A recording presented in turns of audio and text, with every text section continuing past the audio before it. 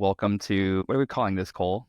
For now, we're going to say it's the New Lorkers Podcast. Welcome, New Lorkers. Yeah. So again, this is a podcast focusing on the competitive Lorcana scene in New York and highlighting some of our best players. And today we are joined by Nick. Nick has beaten me many a times at set champs.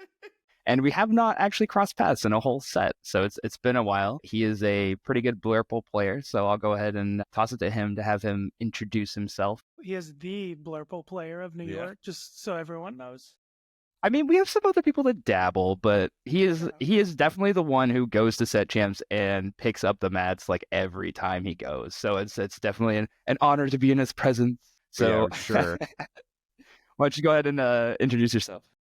Hi, my name is Nick Roberto. My melee handle is Questmaster. So that, I'm not trying to be a pompous guy saying that I'm the master of questing necessarily. That name actually came from a handle I had in World of Warcraft, and I still have a character named Questmaster. It's because during COVID, when we had nothing else to do, I was on the grind and I did pretty much every quest in retail WoW, and I still have all of those quests done, so I have the Lore Master achievement for those World of Warcraft players out there. My character on World of Warcraft is Lore Master, Questmaster. It's a really stupid name, but I've kept the Questmaster around, and it just so happened to work with Lorcanas. Yeah, and I am a Blurple player. Some people call it Amestyst. I think they're wrong. I think that's wrong. I think it's wrong. I know we're supposed to use the official Lorcana terminology, but no, it's Blurple. We all know this. And to amend my title, let's just call myself the most successful Blurple player in New York City. Definitely not the only one, but by stats and metrics, yeah, I got the most mats with Blurple. So there you go. Nice. So have you ever been to a DLC? I have not been to a DLC yet, though now that I'm having so much success, I think I'm going to try to make it to some next year. Yeah, you'll have to go. I know a lot of us are trying to go as a group, so it'd be cool to have you with us there, repping the New Lorkers scene. Yeah, and, we'll get into it, but I may just be running it back. I may be running just the same list into set 7. We'll see what happens. All right, well, before we jump into your list, because I know you have some interesting ratios and stuff we'd like to discuss, card choices and whatnot, why don't you tell us, how you got into card games and Lorcana specifically? Yeah. Is this your new card game of choice, or are you looking at other card games too? So, yeah, I've been playing card games a long time. Whether I played them well a long time ago is a different story, but I did start playing Yu-Gi-Oh! In, 1999. That was when everything was a vanilla creature with 1900 attack, and I was like, yeah, that's the best thing to play. I definitely don't play Yu-Gi-Oh! Now. In 2015, I was introduced to Magic. I worked at a comic book and card game store, and I was the level 0 judge that just ran Friday Night Magic. I got into it too late and didn't want to spend the money to do all the vintage formats, but I was very into the strategy of card games from Magic the Gathering. So it was a kind of natural transition. It's essentially playing Magic the Gathering with a slightly different resource system and no instant casts. So you just get to watch your opponent take their turn, which is so much more relaxing in my old age of my 30s. I'm just like, I don't want to think on your turn. The Hearthstone effect. Yes, I also played Hearthstone. Yes, digital card games. Yeah, I play Hearthstone. And I also played a game called Force of Will, which was a Magic clone, but I think it's pretty much dead nowadays. 4 years ago, I was in California. That's where I grew up and where I lived. My partner at the time wanted to move to New York to pursue musical theater. And so in order to fund the move, I sold my Magic the Gathering collection. It's like, I'm out. Cardboard crack over. I'm selling all of this. I'm getting out. So I ended up selling that collection for about $4,000, which was a great haul.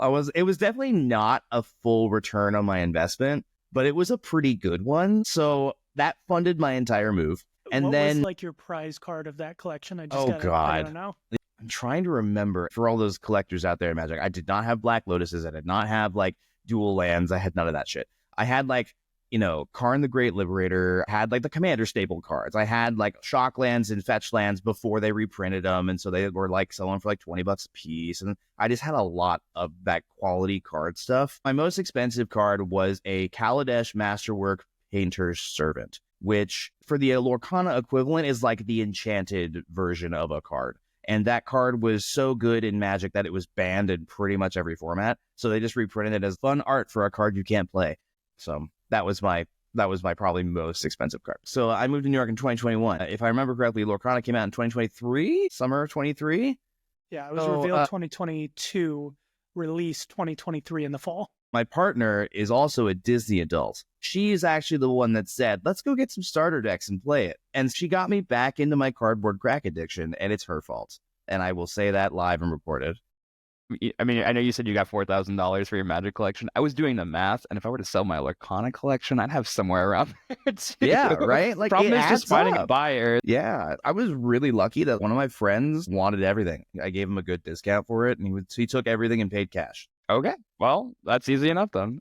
So I got into Lorcana because of my partner, and then I didn't really start playing in a community until probably about Inklands, actually, because I was still new to the city and I still had to figure it out. I think I came on Ursula's Return, so I'm a bit newer, but... And Cole, remind me when you started playing? I had collected since the second set, and then Inklands was when I started playing. And in New York, it was, at least at the time, people were starting to get back, so it was a lot more sparse than it is now. Yeah.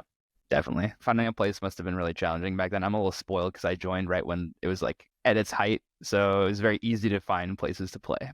I guess jumping into the next topic. So why don't you tell us a little bit about like the goals of the deck? What would a new player need to be successful in this deck? And what is it trying to do? And feel free to like use a comparison to Magic if you need to, because I think we all come from different card games. Yeah, so going real basic. Generally, there are 4 archetypes of decks. This is an oversimplification. There's aggro, which is aggressive, which means you try to win as quickly as possible before your opponent can even respond to what you're doing. Lots of low-cost stuff, lots of gaining lore really quickly. There's mid-range, which is a deck focused more around the middle of the game. You have some early aggressive threats, but you have some stuff to back it up in case your opponent does actually have the answers to the early game, but you're still not sort of leaning into the late game. Mid-range typically beats aggro, but aggro will beat the next deck, which is control. Control is the deck that I actually mostly played in Magic. I am an Azorius control player. I'm sorry. What that means is I played blue and white, and those colors essentially say you do not play the game. It is full of counterspells. It's full of exile. The thing it usually lacks is a win condition, so you just look at them long enough until you win. Now, luckily, Blurple doesn't play that way. The closest thing in Lorcana is red-blue. At least red-blue has a win condition, but a lot of the time, red-blue is just going to remove everything that you have until you run out of stuff.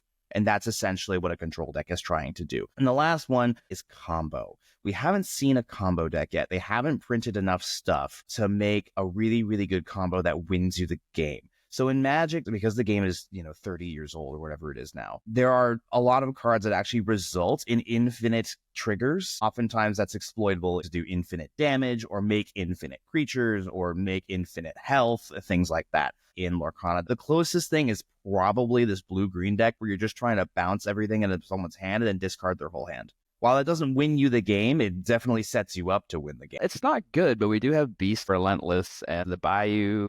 I can't remember the exact combo, but that deck I think is the closest combo deck we have. It's not good, but it does exist. It does exist, and it's not exactly infinite because it does require your opponent to have stuff on board. If you assemble Beast Relentless and the Bayou and the Sheriff of Nottingham, which is a 4-cost uninkable nobody wants to play, and they have stuff on board, you can quest as many times as they have health on board. I will also add in my personal favorite combo, which is like my pet deck, is a Emerald, Amethyst, Jafar, and Ursula, Deceiver of All, double sing second star to the right. You gain 10 in one turn, but usually by the time you have all that assembled, you have a little bit more draw power, and you can just eke like 14, 15 lore in one turn. But no one's going to let you assemble that. No, the thing about Lorcana is that your resource management is very under your control. As long as you have enough inkables, you will be able to ink every turn, assuming your deck is built well. It is a really tempo-based game, and so it's really unlikely that somebody will say ink pass. So because of that play style, combo decks are harder to assemble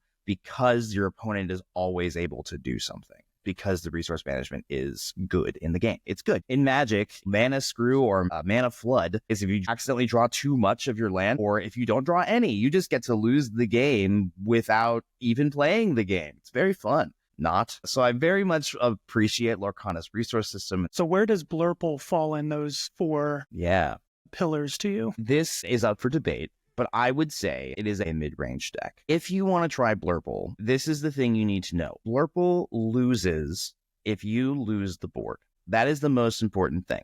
If you are behind on board, there is nothing in your toolkit that gets you back. So Blurple's natural enemy is Steel Song because of the aggressive board presence that it can have and the value it can get by singing songs. I edited my list to heavily counter red-blue and fight for the board as quickly as possible. I ended up running 12 one-drops, taking a tip from Edmund Chu, who had won the North American Championship in his heavily teched Ruby Amethyst deck.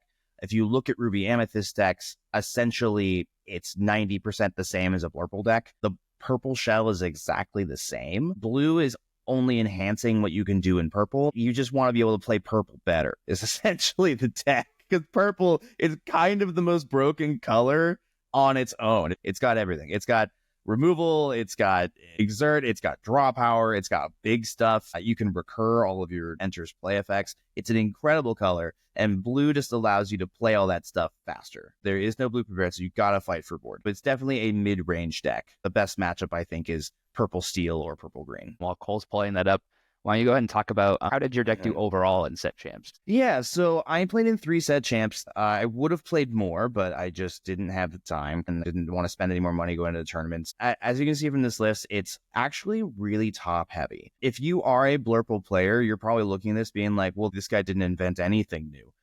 But I think Blurple players get distracted by the tech cards. Donald Duck. What a useless card. I will say that on stream. Nobody should be playing Donald Duck Flatfoot. Not a good card. And here's why. It's an amazing card on 5 ink, and it is never good after that. So why would you play it? If you top deck it in the 9th inning or whatever, and you're like, I need a top deck hero, and you see Donald Duck, you do not want that card in this. The other thing of people that really like to play in Blurple is Bell Mystic. That card is very good. Unlike Donald, that is a worthwhile 5-drop. And the reason being is that it affects the board. Remember I was telling you that you need to affect the board always. If you are not fighting for board, you lose. That is how that works. So that Bell is pretty good. What I was noticing is that I already was beating aggro and tempo decks, and I never saw the Bell anyway. It was only useful when I had damage on my characters and really niche scenarios, and I found myself inking her more often. So I was like, well, okay, if I think I've already favored against these mid-rangey control decks, or mid-rangey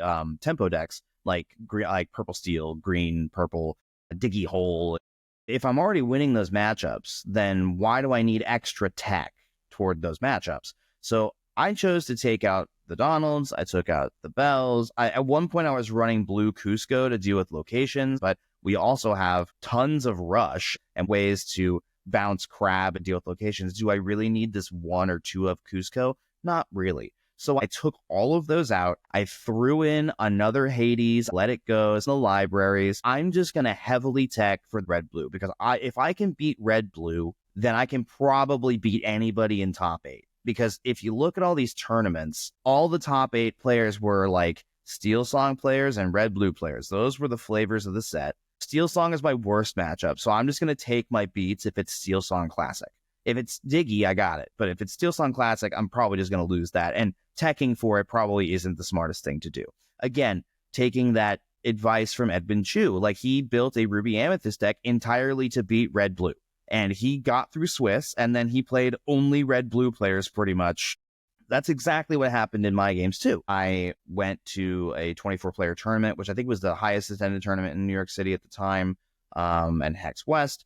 And I made it through Swiss in top seed, and then the finals was, what do you know, red-blue. And the guy couldn't resolve a shark, because I got 4 Hades and 2 Let It Goes and ways to bounce Hades, couldn't stick a shark, lay down 2 libraries, and you just sit there and watch them try to deal with anything. You just hold Hades in your hand for that shark. The other tournament I went through was actually quite odd because it was a smaller tournament. There were 3 Blurple players at that tournament, which was really weird. It was a 2-game format. My first game, I drew against another Blurple player. I played against Mufasa, which was really easy because Hades and Let It Go just say, hey, Mufasa doesn't get to do anything. So sorry, we're hard countering Mufasa today. I drew against the Steel Song Classic, which was good.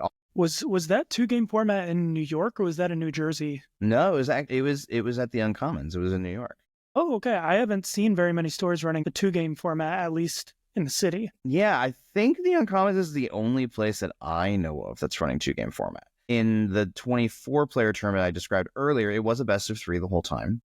And I lost the die roll every single match. I don't know how the heck I keep winning on the draw, but I did. And there was actually there was only one game I lost in Swiss in that tournament, and I think I won the die roll in that one. I lost going first, which is really odd. I haven't looked into that data to see like if the extra card matters or whatnot to the list, but you just sort of want to be playing before your opponent, especially again in a deck where you need to control board. You need to be on board faster than your opponent. Going back to the 2-game format, I did 2-0 a lot of the opponents just because Purple's characters are really big. I do have a lot of removal. There's tons of draw. And again, once you get to 7 ink and you can just drop a Hades every turn, they can't really do much. You just get to keep questing and playing Hades and doing whatever you want to do. When I got to that top 8, I ended up playing against Blurple.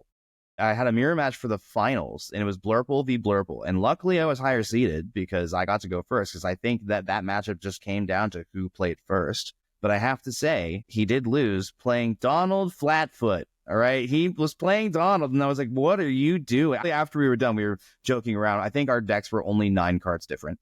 And he was playing Donald, and he was playing Bell. And I was like, yeah, I don't play any of that. And guess how many times he used Donald or Bell? 0 times. It didn't matter. That's fascinating because as someone who plays purple, but I do purple red, watching Ed Chu decide to just basically take cards out. What you're saying is just like, sometimes you got to pull back and just really hone in on the one thing you're really good at. So like at the end of the set, red purple was not running Genie. A lot of the times, it wasn't running a couple of these other cards that most people are like, you have to, but really, is it helping your game plan? And it sounds like Flatfoot is putting you on the back foot. So definitely not the move there. But you're right to say there's not much new in this deck. But right, do you feel like those additions really propelled this deck way forward? Or is it relying mostly on some of the cards that already existed? So it definitely hinged entirely on Sail the Azurite Sea. I did get a mat in set 5 with Blurple as well. That because we didn't have consistency on turn 2 to ramp, we only had Tipo. I chose to run Mickey Mouse Detective, and at the time, it worked really well. I remember this so well, by the way. Oh, yeah, because you lost to it. So what does Mickey Mouse Detective do for you? Okay, yeah, it's uninkable. That kind of sucks. But my curve back then was play a 1-drop, and I was only running 8 1-drops at the time. So I was only running Chernobog's Followers and Broom, as was the tradition back then. I had Snake, and I had Blue Corella DeVille, purely for the Diablo meta, and then you'd play Mickey Mouse Detective on 3. Your perfect turns after that would either be Mickey Mouse sings Friends on the Other Side, you play a Snake, you bounce the Mickey, you ink a card, you play Mickey again. And the reason I liked it is because what it did was that it kept my hand full because I was inking from deck instead of hand, which I felt that was useful. The other thing is that it was a crab target. You could have it smack down something with 4, and it's got 3 health. It's pretty good. Even if you didn't get the second Mickey ramp out of it. You did ramp into set 5 Elsa, that 5 cost 2/5 rush evasive, which not only is a rush character, but it is a way to exert a card, which again, we're fighting for board control constantly. With the Daisy Duck and Diablo meta, I was able to get a card every time off of a Daisy questing because I was only running Friends on the Other Side and let it go. And for the Diablo meta, I had Corella DeVille and Elsa. I was not playing any locations back then, because you were more likely going to run into a green steel deck than you were a red blue deck back then. So moving into this set, the consistency of Tipo and Sail the Azurite Sea means that you now have 8 cards to ramp you on 2. And I think in all the games I played in the 3-set champs, I think I only missed ramp on 2 one time. The consistency of that allows you to curve into a genie, a rabbit, or a goat on turn 3 is huge. And the reason I think Genie works in this deck versus the Ruby Amethyst with Edmund Chu's list is because you can play it on turn 3. And if it gets brawled in a red blue deck or Ruby Amethyst deck, you actually don't care that much. You already drew the card and they wasted their whole turn removing it. And then your next turn is 5 ink. Just play another thing. And then it's like, do you have another answer for this? If I'm a new player and I want to play this, am I heavy mulliganing for either Tipo or Sail? Yeah, pretty much. The mulligan strategy for this deck is actually fairly complicated, but there's generally 2 rules that I live by. You need a 1-drop, of course. You got 12 of them. Hopefully you can find one. You need a Tipo or a Sail. And if you see 2 T-Pos, you keep them. And the reason is that you need to ink T-Po. Because again, for the Donald Flatfoot effect of in the 11th hour, I'm top decking and I see T-Po, that's not what I want. So I'm going to ink that. No, that's definitely a good point. I remember when I was playing Blurple online mostly, I would definitely look for as many T-Pos as I could just to get rid of them early. Even sail targets, you sail, ink T-Pos, sail, ink T-Po, like is great. 2 T-Pos gone. Yeah, because at least sail draws you a card. So if you draw it in that scenario, you at least get a redraw for 2, which is like not terrible. T-Po doesn't do anything for you late game. So you definitely like, if you got 2 T-Pos in your hand, you keep both of them and you ink one either with the T-Po effect or just by itself. I know we talked a little bit about like why you put in like the libraries and stuff because you're trying to tech into red blue obviously and make that matchup a little better. I am a personal believer of 4 crabs, and that's only because it is such a good trading tool and Blurple is very reliant on like controlling the board, and I think it's one of the biggest control tools you have. Is there ever a scenario where you just like really wanted a crab and didn't have it, or did you feel like you would try to fit a 4th one in if you could, but you maybe needed it somewhere else? Yeah, as I'm sitting here now, I'm actually having a lot of thoughts about this. There were definitely moments where I wanted another crab. But I feel like there's always going to be moments when you're playing a card game based on randomness that you're like, man, I wish I just had one more of these. Like, it's always going to happen. What I was finding is that I didn't want the 4th crab because if I had more than 1 crab in my hand, I didn't want it. 1 was usually enough. Crab is amazing with set 6 Diablo here. Like, you get to draw a card, you get to trade in. It's the new Cusco Llama, but it's way better. I cut a crab to put in another 4 1-drops. So you can look at this list and I have -1 crab, -1 goat, -1 rabbit, -1 library, and I have 4 Diablos. Oftentimes my best play that I saw with these 12 1-drops was play a 1-drop on 1, ink, play sail, ink another card, play a 1-drop on 2. So you're always adding another character to board, and then you're on 4, you play genie. Now I'm on 5, I'll play rabbit and a 1-drop. And you just are always flooding the board with things that will replace themselves. Now you're probably thinking, well, all these 1-drops is crab must be insane, right? Well, it is, but you only really need 1 of them because you also have fox and snake to bounce them again. The way I think about my ratios, I think about it not necessarily as how often I want to see it. I think about when I want to see it. So I'm thinking 4 of is I want to see it in my opening hand. I'm thinking 3 of I want to see it in the late game, but I want to see it in a game. If I'm anything lower than that, like my let it goes is I want to see this late game when I'm looking for a specific top card or a specific card to tech into whatever it may be. I don't want it in my opening hand. I want 2 of it to draw into it later. So that's the reason for crab is like I didn't necessarily need a crab in my opening hand for every matchup. I wanted to see it maybe on turn 5 or 6 actually, because then I can play crab and bounce it. And if I have it in my opening hand, I'm not mad about it, but I didn't need it every game, right? So that's my reasoning behind it. Totally makes sense. Different way to look at, your ratios and stuff. I had a similar situation when I was playing the Under the Sea deck, trying to figure out when I wanted to see things versus like how often. The only exceptions to that, like when I want to see it rule, are the Hades and the Elsas. Obviously, like I'm playing 4 Hades. That's a lot. But again, I was heavily teching into red-blue, and I did want to see it every game because it's the thing about the Hades and the Elsa is that it's not only good against red-blue. It is good against every deck.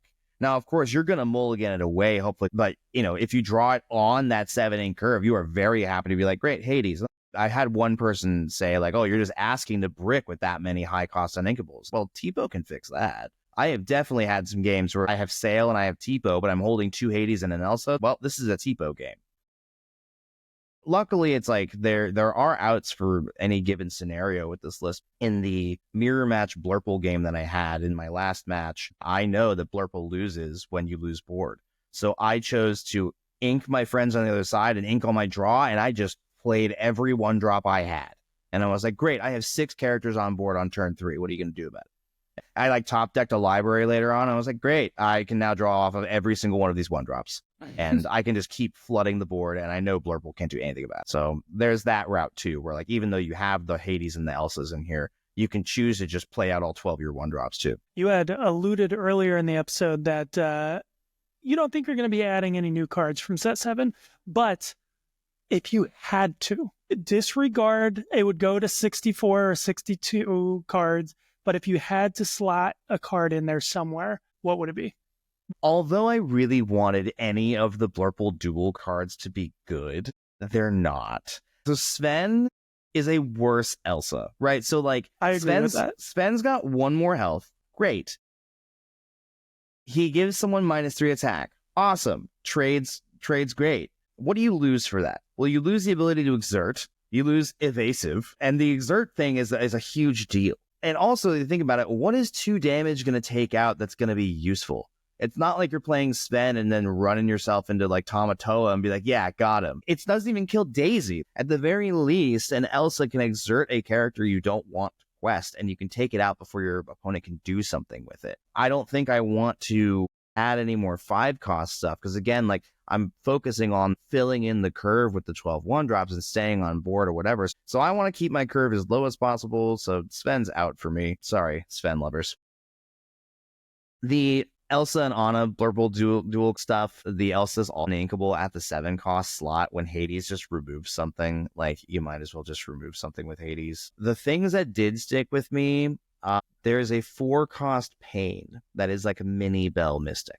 Now, if there is a shift to hyper aggro, yeah, sure, let's put up that 2/3 that moves 2 damage in. It's inkable. It's a good card. It's only good in a meta, though, where somebody's trying to go incredibly fast, because those cards don't really do much against control decks. Other cards that I thought were just cool, I'm not including them, but I thought the new Baymax that looks exactly the same as the other Baymax looks cool. I was kind of bummed to see that they didn't like diversify the art on that, because there's so many like Big Hero 6 Baymax lovers that I'm like, come on, you got to give them a little bit of variety, a little bit of collectability, but that's a whole separate conversation about collectability in this card game. Yeah, so that I like the card's effect because it does come into play and does something right away. It searches for a Floodborn in top 4, so it gives you a pick a card off your deck, which is awesome. Unfortunately, Blurple doesn't run that many Floodborn characters, so unless there's some weird blue fairy version of this deck, I'm probably not running that, but I think it's a pretty good card. The only other card I'm thinking I would put into this deck, and it's unfortunately not from the new set, is the 7-cost Anna that exerts all characters.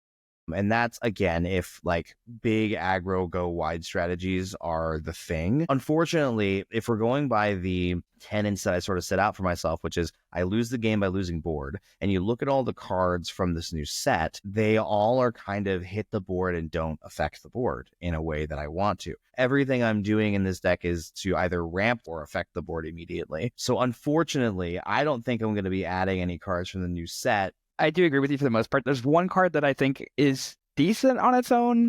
I do like Anna Icebreaker. I think that's a decent card.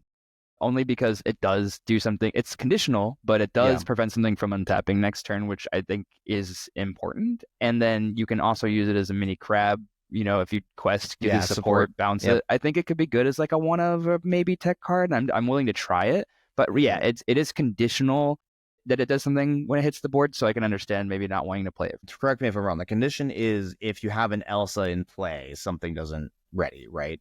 Is that what the card reads? It's actually just when you play it, something can't unexert next turn, regardless. So it is a 4-cost. It is inkable. That is super important because we're I think the list, I was just staring at it for so long, but I don't even know. I think it's 12 or 14 on inkables. So we're on the border of like 15. We might be 15. Yeah, look at that. I'm like, you know, I'm relying on Tipo some game to be like, please fix this hand.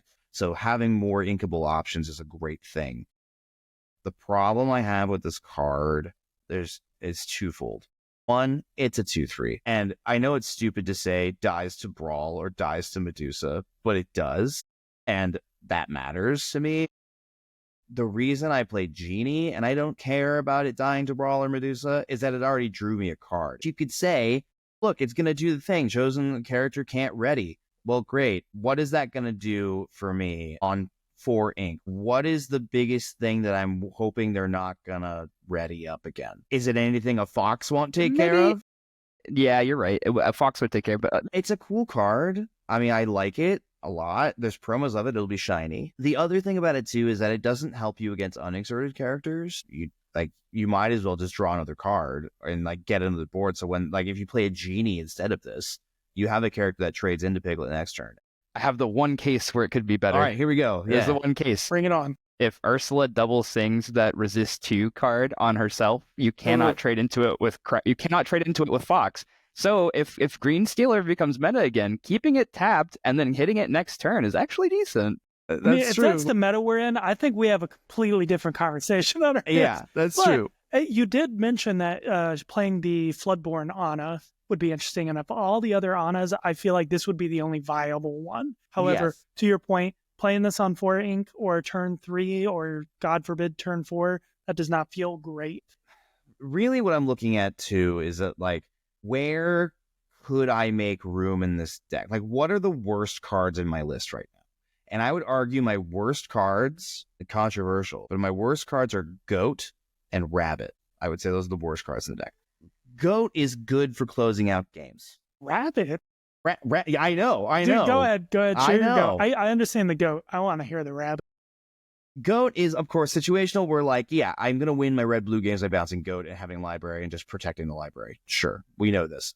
I'm most of the time I'm inking Goat, which is why I chose to run 3 of them. Like, again, if I'm talking about timing versus I want it in my opening hand, I want to see Goat later in the game.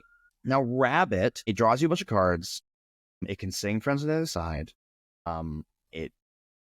It is uninkable, which is a drawback. I'm also realizing that even in my games, you're really trying to get to that 4-drop slot quicker. So if there is a more impactful, bigger, board control-ier 4-drop than Rabbit, I'd probably play it. Because if you look at the draw packages of this deck, I got 12 1-drops that can replace themselves. I have 4 genies that replace themselves. I have 4 Friends on the Other Side and 3 libraries. Like, that's so much drawing. Do I really need to invest a 4-cost uninkable quest for 1 to draw a card? Hopefully there's a better option to do that at some point. I mean, because Genie at least is a 2-cost quest or evasive. Like, that's the real threat of Genie. The drawing a card on top of it makes it broken, right? Like, because it replaces itself. So if you do get brawled, you don't care. You've already replaced it. While you can do a crab shenanigans into the Rabbit, which I do all the time, I think there could be a better slot for that Rabbit. Because again, I'm looking to control board. I have a lot of draw. Sounds like you should put a 1 Merlin Rabbit for a 1 Anna to me. So yeah, you'd say I'd try out the Anna to see like out a little bit. I mean, it does. So that is a good point. It does quest for 2, and it can stop somebody from doing stuff. I think I'd still rather see. I mean, maybe I'll try that. And don't forget about the support. Yeah, the support matters. It's true. You're trading board. It's another way to get Diablo into the fray. All right, maybe you're convincing me I'll try a couple copies of Anna if I really don't need that card draw. We'll see. It does quest for 2. Gets you ahead on board. If all else fails and for some reason Blurple just doesn't fire off and you had to try a different color combo this set, what looks tasty? Are you saying I can't just Zan Syed my way and just keep playing the same deck and keep winning? Maybe you can, my guy. Maybe you can. I want to see it, but let's say they defaced Blurple and said, not allowed. They banned Blurple from me. All right. The other deck that I have been trying to make work for many, many sets that I don't think is going to work still, but I would still try it anyway, is blue-green, but not the thing that everyone is playing. I want to play blue-green tempo. I want to do something like the green-purple deck with like Go-Go Tamago and whatnot. But blue's got so many ways to like give ward and be super tricky with these characters we don't see very often. My first deck that I took to a set championships was a green-blue tempo deck with like Aurora shift line. Like I was playing like turn 1 Milo Thatch because that was cool back then. I was playing turn 2 first chapter Aurora and then shift Aurora. Everyone's got ward and I'm just like, great, everything I play from now on is going to be cool. I'd probably still play the Tipo and the Sail the Azurite Sea line and just see where that takes me. I'm really curious about this new hero Floodborn Matters shift thing that's happening. I think that's something I will definitely mess with because it also gives you some innate card draw with that. And you can play that Baymax we talked about earlier, which is gets you a Floodborn off the top. It's kind of like a different Grammatala or the blue version of Rabbit a little bit. So that's probably what I'd try. I'm a pretty big diehard for blue. That was kind of the color that I naturally gravitated to, not only because of the mechanics in the color, but mostly just because of the aesthetic of the card. I just think the cards look nice. Like the characters that are in blue are super cool. That always plays a part in what just looks prettiest. I know. Like I just like pretty stuff. I don't know.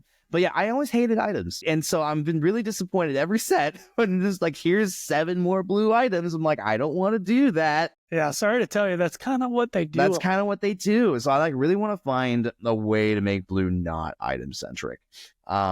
Funny enough, I did play items in Blurple at one point, and I was playing Hiram and Popsicle and doing that stuff. And what I found was too much draw, not enough answers. Yeah. Like, drew my whole deck. I was like, yes, I have everything and nothing to do. You gotta start putting So- Jafar in there then. I did that too. I tried my tech answer to Red Blue as being Big Jafar because they couldn't Sisu it away. You can't brawl it away. It's evasive. You can't challenge it with Maui. And I was playing Second Star to the right. And I was just like controlling the board and singing Second Star with like Genie and Jafar. But the problem is that in most matchups, I would just have to ink the Jafar. I was playing the 4-cost first chapter Jafar, which is the one that nobody probably knows this card because it's terrible. It's equal to your hand size. It's plus equal one. it's equal to your hand size, but it has Or no, not 0 plus one. attack. So Right. It's like it's Sisu, but worse not. than Sisu. It's worse that like it will always lose in a Flynn Rider frenemy battle to a Sisu. So it's just bad. And yeah, you can never trade effectively with that Sisu either. So I was just like, this is not the way. There's not a good enough Jafar shift target. And even when I got it on curve, it like wasn't all as cool as I wanted it to be. So I have gone through a lot of iterations of Blurple and just landed on play many 1-drops and then Hades on curve. Well, Nick, we have one last question for you. So this is Yeah. something that you introduced to me the last time that I saw you at the Uncommons. You have a new or a different way to determine who the first player of a game is. Could you explain that to the audience? Absolutely. And now I'm just wondering, I wonder if I give you 1 second. Let's see if I have it. What if I told you I have it as well? Jeez. Honestly, I didn't know what you guys were talking about. I looked it up today, and I'm gonna have it like tomorrow. Let's go. All right. So I did find it.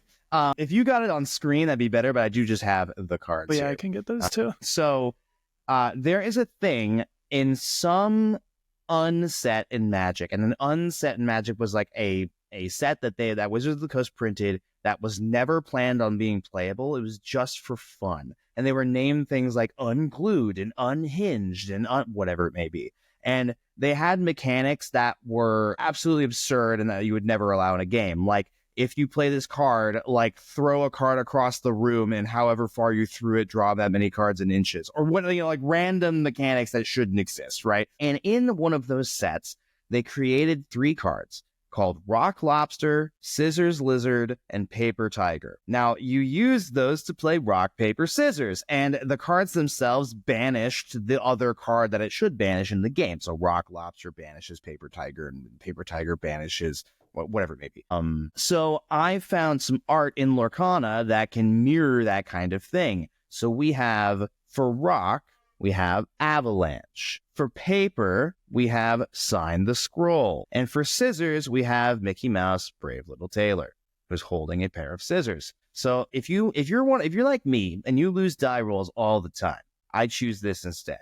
You just need 3 of these cards, you shuffle them up, you fan them out to your opponent or whatever. If you shuffle to make it fair, because that way your opponent can't accuse you of shuffling and knowing where the cards are, you pick first. You pick a card, and then they pick a card. And if they reveal paper and the card that I picked is rock, well, they win and they go first. So the reason you pick the card first is so they can't accuse you of being like, you know where all the cards are. So if you pick first, they just have a 50-50 chance of winning or losing. And it's rock, paper, scissors. I know it's all the same statistically as a dice roll, but it just feels better to me because I always lose dice rolls. There you go. It's just another way to determine. And I believe the official rules and tournaments say that you can just the players decide a way to go first or second. So this is within the scope of being legal at a tournament because it is a random way to decide who goes first. So I encourage listeners or watchers to try it out and see if they like it. You just need 1 copy of each. I'm a big fan of this because I know a lot of like new players, whenever I say like roll for high, it very much confuses them. And it's a little more fun, especially it's very thematic, that I can just go, hey, I'm going to shuffle up these 3 cards and we're going to play rock, paper, scissors real quick. Because, of course, we could just play rock, paper, scissors. But this is a card game. Come on, we got to play with cards. Yeah. And we also get to feature these cards that we don't play with. Like, these aren't good. Right. Like, I mean, I suppose Sign the Scroll might be good in some multiplayer stuff, but like... Now, Austin and I were actually talking about something earlier this week or last week about a way that we could get Mickey BLT on the field finally. I don't think it's going to work, but it would be fun. That was with the small Mickey, right? Yeah. Yeah, the new Mickey that's coming out lets you play a character from your hand if you banish something in a challenge with it. And it's very easy to buff that character now next set. So I will be trying that. And it's going to be a good time. Yeah. I was thinking you were going to go with the legendary Hercules action and just hope you don't get Maleficent Dragoned off of it. Oh yeah, I don't feel good about that action at all. I don't either. I think unfortunately it doesn't reduce the cost of anything enough for it to matter. Like even on Brave Little Tailor, you got a 3 ink discount. Is that really worth letting your opponent play something for free? I'm not sure. Right. For sure. Yeah, well, I think the only case that will become viable is if you are somehow able to make the owl something location work, or if you have things in it, then it lowers the cost of an action. But even then, it seems like a lot of hoops to jump through just to get one character out. I just play blue and ramp. I don't know. Yep. All right. Well, I think that's about wraps it up. Thanks for taking the time to join us today. Thank you for having me. Appreciate it. And I will look forward to getting destroyed by you next set. We'll see. We'll see. Maybe Anna will show up in Blurple. I don't know. Okay. Well, I hope I beat you and Anna's in your deck, and I could be like, see, I told you shouldn't have played the Anna. Cool. Awesome. Well, I am Austin. I'm Cole. I guess we didn't even introduce ourselves at all. And I'm Nick, and this has been the new Lorkers Podcast. Sure has. Thanks for joining, Nick. Thanks again, and we'll see you around. See ya.